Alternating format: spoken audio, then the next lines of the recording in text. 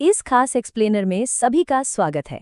आज हम पैसों और संपत्ति से जुड़े उन पुराने मिथकों को पूरी तरह तोड़ने वाले हैं, जिन्हें अक्सर बिना सोचे समझे सच मान लिया जाता है। इसके बजाय हम उन असली मेंटल मॉडल्स पर फोकस करेंगे, जिनका इस्तेमाल दुनिया के सबसे अमीर और सफल लोग करते हैं। ये एक ऐसी दिलचस्प चर्चा होने वाली है जो पैसे के बारे में सोचने के तरीके को जड़ से बदल सकती है।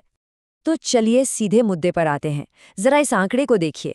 हमारे चारों ओर जो वेल्थ इनइक्वालिटी यानी संपत्ति की असमानता है, वो सचमुच चौंकाने वाली है। मतलब सिर्फ 1% आबादी के पास पूरी दुनिया की कुल संपत्ति का 1/3 हिस्सा है।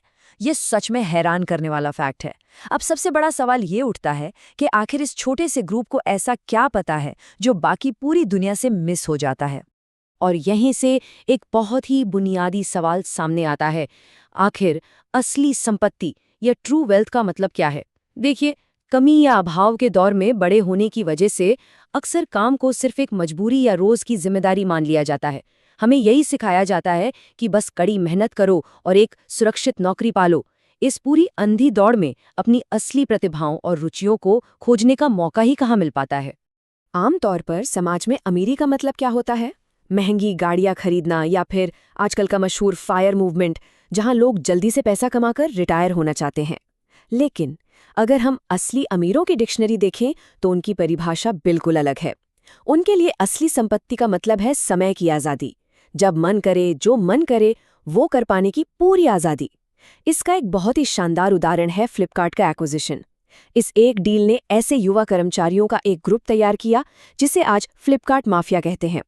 इनके पास समय और पैसे दोनों की आज़ादी थी, और इसी आज़ादी के दम पर उन्होंने आगे चलकर सैकड़ों नए स्टार्टअप्स खड़े कर दिए। अब चलिए देखते हैं कि भारत की ये आर्थिक यात्रा कैसे आगे बढ़ती है। इसे हम 3 अलग अलग दौर में बांट सकते हैं। पहला है वो बीता हुआ कल, यानी इनकम मैनेजमेंट का दौर, जहां पूरा फोकस बस सैलरी से किसी तरह गुजारा करने पर होता था। फिर आते हैं पिछले कुछ साल, जहां वेल्थ मैनेजमेंट की शुरुआत हुई। लोगों ने पैसे बचाए, निवेश करना शुरू किया। लेकिन जो असली बदलाव है वो तब आता है जब समाज वेल्थ क्रिएशन के भविष्य वाले युग में कदम रखता है, जहां लोग सिर्फ पैसा नहीं बचाते बल्कि नई वैल्यू क्रिएट करने के लिए अपना समय आजाद करते हैं। उस पुराने इनकम मैनेजमेंट वाले दौर की सच्चाई को समझने के लिए जरा इस सर्वे के आंकड़ों पर नजर डालते हैं। रिटायरमेंट के बाद की जिंदगी पर हुए एक अध्ययन में जो रिजल्ट आए वो सच में परेशान करने वाले हैं। 60%, जी हाँ, 60% लोगों ने कहा कि रिटायरमेंट के बाद वो पूरी तरह से अपने बच्चों पर निर्भर रहेंगे। ये मानसिकता साफ दिखाती है कि लंबे समय तक सिर्फ आमदनी से गुजारा करने पर ही ध्यान दिया गया, भविष्य के लिए असली संपत्ति बनाने पर नहीं। लेकिन अब चीजें कितनी तेजी से बदल रही हैं, इसे देखिए। वेल्थ मैनेजमेंट के युग की ओर जो हमारा शिफ्ट हुआ है वो कमाल का है। शेयर बाजार में निवेशकों के खातों को 1 करोड़ से 2 करोड़ तक पहुंचने में पहले लगभग 1300 दिन लगे थे, लेकिन हाल ही में 9 करोड़ से 10 करोड़ खातों तक पहुंचने में, यानी पूरे 1 करोड़ नए खाते जुड़ने में सिर्फ 90 दिन लगे। सिर्फ 90 दिन। ये एक बहुत बड़ा बदलाव है जो बताता है कि अब लोग अपने पैसे को काम पर लगा रहे हैं। तो अब समझने वाली बात यह है कि असली अमीर लोग काम कैसे करते हैं। वो पैसे को बहुत ही सीरियसली लेते हैं, बिल्कुल वैसे ही जैसे तबीयत खराब होने पर हम सीधे एक एक्सपर्ट डॉक्टर के पास जाते हैं, खुद अपना इलाज नहीं करते। यहाँ एक्सपर्टीज गैप को समझना बहुत जरूरी है। हुआ क्या कि एक इन्वेस्टमेंट फंड ने 19% का शानदार सालाना रिटर्न दिया, लेकिन उसमें पैसा लगाने वाले आम लोगों को सिर्फ 12 से 13% ही मुनाफा मिला। ऐसा क्यों? क्योंकि वो इमोशंस में आकर फैसले ले रहे थे, बिना एक्सपर्ट की सलाह के सही समय पर सही कदम नहीं उठा पाए। और इसी गैप को खत्म करने के लिए अमीर लोग एक्सपर्ट्स पर पूरा भरोसा करते हैं। एक टेक एंटरप्रेन्योर का बड़ा ही दिलचस्प किस्सा है। वो मुंबई के सन एंड सैंड होटल में सनसेट के वक्त एक वेल्थ मैनेजर से मिले, और पता है क्या, पूरी मीटिंग में उन्होंने पोर्टफोलियो या इन्वेस्टमेंट के बारे में एक भी सवाल नहीं पूछा। उन्होंने सिर्फ उस मैनेजर की पर्सनल लाइफ और बैकग्राउंड के बारे में बात की। क्यों? क्योंकि वो सिर्फ और सिर्फ भरोसा कायम करना चाहते थे। उनका मानना था कि भरोसा उन्हें वो लेवरेज देता है जिससे उन्हें हर छोटी चीज को खुद मैनेज ना करना पड़े और उनका कीमती समय बच सके।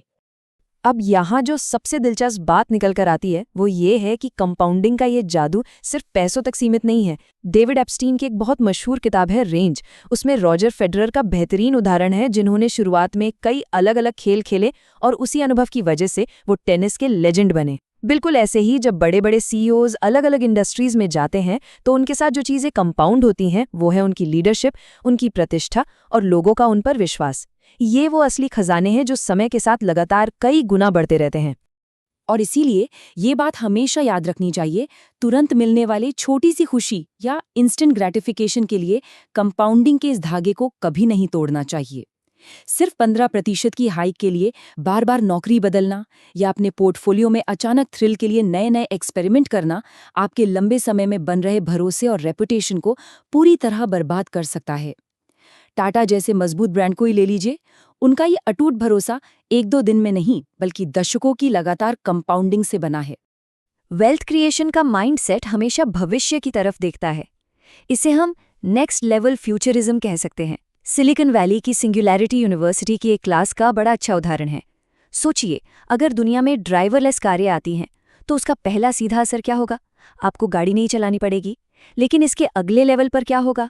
जब ये कारें हर जगह आसानी से मिलेंगी तो लोगों को अपनी खुद की कार खरीदने की जरूरत ही नहीं पड़ेगी, और इसका फाइनल रिजल्ट, जो कंपनियां कार खरीदने के लिए लोन देती हैं उनका तो पूरा बिजनेस ही खत्म हो जाएगा। इसे कहते हैं भविष्य को गहराई से देखना। ठीक वैसे ही जैसे इंस्टाग्राम के सिर्फ एक लाइक बटन ने वैलिडेशन चाहने वाली पूरी एक नई जनरेशन खड़ी कर दी। इसी तरह जो लोग सिर्फ वेल्थ मैनेज करते हैं वो अक्सर पुराने डेटा के पीछे भागते हैं, जैसे 2021 के ट्रेंड्स को देखकर आगे का अनुमान लगाना। इसे रीसेंसी बायस कहते हैं। उदाहरण के लिए, जब बिटकॉइन बुरी तरह क्रैश होने वाला था, उससे ठीक पहले उसमें रिकॉर्ड तोड़ पैसा लगाया गया था, क्योंकि लोग सिर्फ उसके पिछले शानदार रिटर्न्स देख रहे थे। इसके बिल्कुल उलट जो असली वेल्थ क्रिएटर्स होते हैं वो बीते हुए कल के डेटा में नहीं फंसते, बल्कि भविष्य की किसी बड़ी सच्चाई और कहानी में अपना दृढ़ विश्वास जताते हैं। और ये बात कितनी सच है, इसे एक हालिया स्टडी बहुत ही शानदार ढंग से साबित करती है। 2021 में सब कुछ ऑनलाइन हो रहा था, तो सबको लगा कि बस अब यही नया नॉर्मल है, भविष्य अब स्क्रीन तक ही सीमित रहेगा। लेकिन अमेरिका में जेनजी पीढ़ी पर हुए एक अध्ययन में पता चला कि 72% युवा ऑनलाइन स्ट्रीमिंग छोड़कर वापस ऑफलाइन इवेंट्स, कॉन्सर्ट्स और दोस्तों से आमने सामने मिलना चाहते हैं। 72%! ये आंकड़ा पिछले ऑनलाइन ट्रेंड्स के बिल्कुल खिलाफ जाता है। इसलिए सिर्फ पुराने डेटा पर भरोसा करना अक्सर फेल हो जाता है। न्यूयॉर्क यूनिवर्सिटी के एक बहुत ही मशहूर फाइनेंस प्रोफेसर ने एक बार अपने साथियों को ये कहकर चौंका दिया था कि सबसे ज्यादा वेल्थ बनाने का इंडिकेटर कोई मैथमेटिकल फॉर्मूला या पुराना डेटा नहीं है, बल्कि एक कहानी में आपका दृढ़ विश्वास है। और एक बेहतरीन वेल्थ क्रिएटिंग कहानी के 3 हिस्से होते हैं: भविष्य का एक मजबूत वादा, इंसान के बर्ताव को समझने वाला सॉलिड लॉजिक, और सबसे जरूरी, उस कहानी से लोगों का सीधा जुड़ाव यानी रिलेटेबिलिटी। एलन मस्क का ही उदाहरण ले लीजिए। एक भी कार बनने से बहुत पहले ही उन्होंने अपने सप्लायर्स और निवेशकों को टेस्ला की उस इलेक्ट्रिक कार वाली कहानी पर पूरी तरह यकीन दिला दिया था। लेकिन जब रिस्क या जोखिम की बात आती है ना, तो इंसान अक्सर प्रोबेबिलिटी ट्रैप यानी प्रायोगिकता के जाल में फंस जाते हैं। सड़क किनारे सजे रंग बिरंगे लॉटरी के स्टॉल इसका सबसे सटीक उदाहरण है। अगर गणित के हिसाब से देखें तो $1 मिलियन जीतने के 1% चांस की असली वैल्यू सिर्फ $10,000 होती है, जबकि एक सेफ इन्वेस्टमेंट जहां $20,000 मिलने की 100% गारंटी है, वो स्टैटिस्टिकली कहीं बेहतर ऑप्शन है। फिर भी इंसान हमेशा उस जादुई और बड़े लॉटरी विन की तरफ ही आकर्षित होता है, भले ही मैथ्स कुछ भी कह रहा हो। तो फिर इस खेल को जीतने का सही तरीका क्या है? असली सफलता के ये 3 सीक्रेट कोड्स हैं। पहला, प्रोबेबिलिटी को सही ढंग से समझना। दूसरा, अनिश्चितता या अनसर्टेनिटी के साथ तालमेल बिठाना। और तीसरा और सबसे दिलचस्प, अपनी असुरक्षा या इनसिक्योरिटी का अपने ही फायदे के लिए इस्तेमाल करना। जो सक्सेसफुल एंटरप्रेन्योर्स होते हैं वो पहले अपने लिए एक सुरक्षित बेस बनाते हैं ताकि वो अनिश्चितता को झेल सकें, और फिर वो अपने डर को रोमांच में बदल देते हैं, बिल्कुल उस स्काईडाइवर की तरह जो हवाई जहाज के दरवाजे पर खड़े होकर डरने के बजाय उड़ने के लिए पूरी तरह एक्साइटेड होता है। तो यहाँ सबसे ज़रूरी बात ये निकल कर आती है कि हम जो शब्द इस्तेमाल करते हैं उनमें बहुत गहरी ताकत होती है। जब कोई कहता है ये असंभव है, तो सीखने के सारे रास्ते वहीं बंद हो जाते हैं। लेकिन जब कोई कहता है मुझे अभी तक नहीं पता, तो वो अपनी उस इनसिक्योरिटी को सीखने के एक शानदार मौके में बदल देता है। इस अभी तक या येट शब्द का जादू ही अलग है। ठीक वैसे ही जैसे कंपनी में कस्टमर सपोर्ट टीम का नाम सिर्फ मेंबर पार्टनर्स कर देने से उनका काम शिकायतें सुलझाने से बढ़कर ग्राहकों को खुशी देने में बदल जाता है। सच में शब्द हमारी मानसिकता को पूरी तरह से आकार देते हैं। इस पूरे एक्सप्लेनर के अंत में एक बहुत ही गहरा सवाल है जिस पर विचार किया जाना चाहिए। पुराने ट्रेंड्स के पीछे भागने या गुजरे हुए कल के डेटा पर निर्भर रहने के बजाय भविष्य की वो कौन सी कहानी है जिसे हमें बनाना चाहिए और जिस पर विश्वास करना चाहिए। क्योंकि असली और विशाल संपत्ति कभी भी अतीत को दोहराने से नहीं, बल्कि भविष्य को हिम्मत और एक नए विजन के साथ गढ़ने में बनती है। इस एक विचार को हमेशा अपने साथ रखिएगा।